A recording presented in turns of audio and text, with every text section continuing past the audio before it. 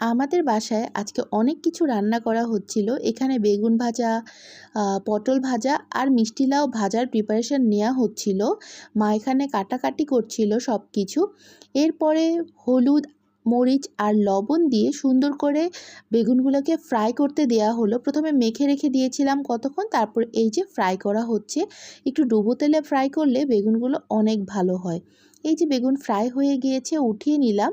আর এর মধ্যে আমাদের পটল এবং মিষ্টি লাউ সব কিছু সুন্দর করে ভাজা হয়ে গিয়েছিল।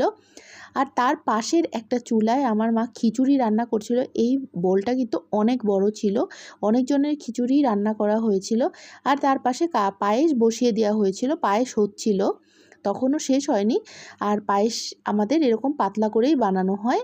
আর আমি বানাচ্ছিলাম লুচি, একদিকে বানাচ্ছিলাম আরেকদিকে ভাজছিলাম। আবার পাশের বাসা থেকে এই খাবারটা দিয়ে গেল। খাবারটা অনেক মজার ছিল সব কিছু, আর তরমুজটা তো অনেক মিষ্টি ছিল, পুরাই মধু। তারপরে বিকেলবেলা আমরা মিষ্টি খেয়েছিলাম, অনেক রকমের মিষ্টি ছিল, মিষ্টিগুলোও খুব মজা ছিল। এই ছিল সারাদিনের খাওয়া দাওয়া।